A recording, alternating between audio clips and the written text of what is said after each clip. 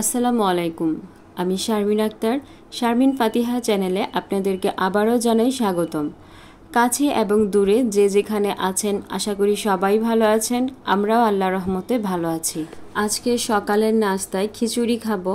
তো এই খিচুড়িটা একেবারেই আমার কাছে খুব সহজ লাগে, মাত্র চাল ডাল দিয়ে বসিয়ে দিই আর কিছু সবজি থাকলে সবজি অ্যাড করি। ছেলে মেয়ের স্কুল মাদ্রাসা খোলা থাকলে একদিক দিয়ে খুব সুবিধা হয়, সেটা হচ্ছে ভোরে ওঠা হয় আর কাজগুলো একটু দ্রুত হয়ে যায়, নাস্তাটাও খুব তাড়াতাড়ি করা হয়। তো ওদেরকে বিদায় দিয়ে আমি এইখানে খিচুড়িটা রেডি করছি। আমার মতে প্রতিদিন রুটি খাওয়ার চেয়ে এক এক দিন এক একটা আইটেম যদি করা হয় ওইটাই ভালো হয়। তাছাড়া প্রতিদিন রুটি বানানো খুব ঝামেলার একটা ব্যাপার। আমি মাঝে মাঝে ভাত খাই, তারপরে খিচুড়ি রান্না করি। আর খিচুড়িটা যদি সকালবেলা রান্না করা হয় তাহলে আমার একদিক দিয়ে সুবিধা হয়, সেটা হচ্ছে ফাতিহা স্কুল থেকে চলে আসে 11টায়, আবারও প্রাইভেট পড়তে যায় প্রায় 1টা-1:30টার সময়।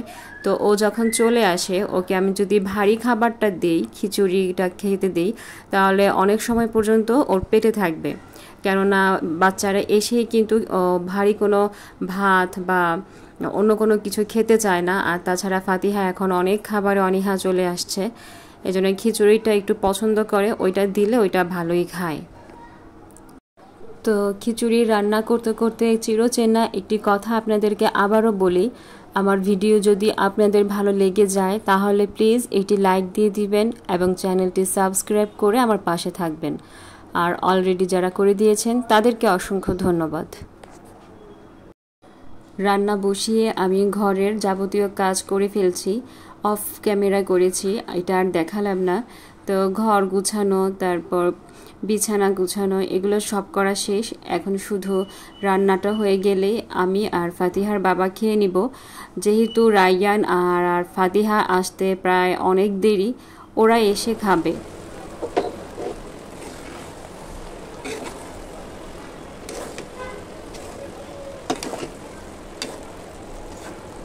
তাছাড়া আজকে ঘরের কিছু জিনিস পরিষ্কার করব, অনেক ধুলাবালি জমেছে, ফ্যানটা পরিষ্কার করতে হবে। আর আমার ফ্রিজে একটু বরফ জমেছে, ওই ফ্রিজগুলোও পরিষ্কার করতে হবে, এই জন্য একটু তাড়াহুড়া করছি আর কি। সবজি খিচুড়ির সাথে একটা ডিম ভাজা বা ভর্তা হলে ভালো হতো, হাতে একদমই সময় নেই আর ভর্তা করার তো সময়ই নেই সকালবেলা, তাই কিছু করতে পারিনি। আর এইখানে আমি ফ্রিজের কাজ শুরু করে দিয়েছি, কেননা সকাল সকাল যদি ফ্রিজ পরিষ্কার না করি তাহলে দেখা গেল বাচ্চারা চলে আসবে, ওরা বরফ ধরবে, তখন আরও বেশি সমস্যা হবে। তাছাড়া আজকে সারা দিন অনেক কাজ করেছি, সব কাজ কিন্তু আমি ভিডিও করিনি। ভিডিও করে করে করতে গেলে দেখা গেল যে অনেকটাই লেট হতো কাজ করতে, এজন্য কিছু কিছু কাজ ভিডিও করেছি।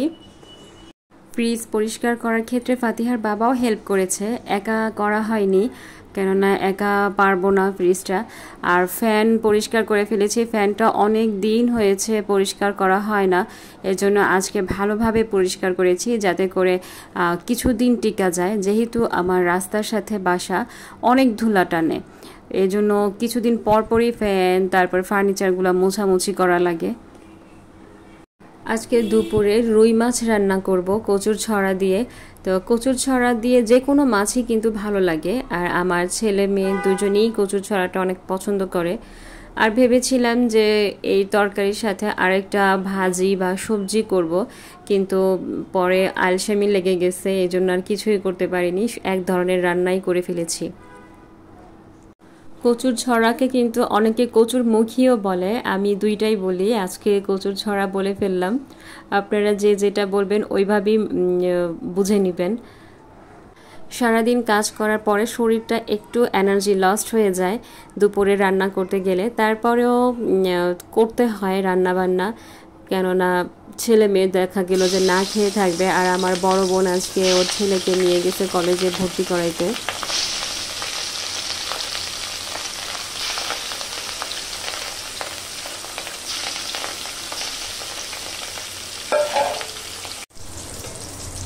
আজকের মাছ ভাজাটা একদম অনেক কড়া হয়ে গেছে, যদিও আমি এত কড়া কড়া মাছ ভাজি না তরকারি রান্না করলে।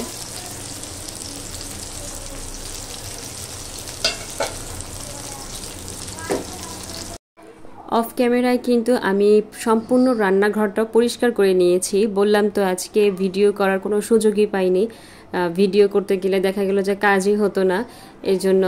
তো আপনারা দেখছেন যে আমার রান্নাঘরটা আজকে একটু পরিষ্কার পরিষ্কার লাগছে।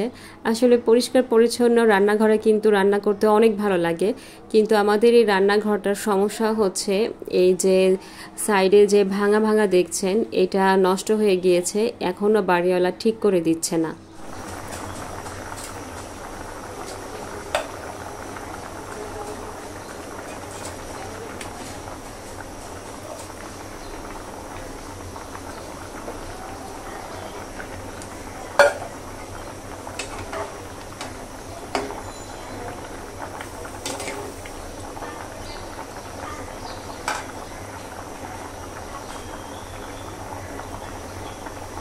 মাছের টুকরাগুলোকে বাজার থেকে কেটে আনছে, তো একটু বড় বড় টুকরা আর মোটা করে কাটছে, যার কারণে আমি একটা টুকরাকে 2 ভাগ করে ফেলেছি যাতে মশলাটা ভালোভাবে ঢুকে।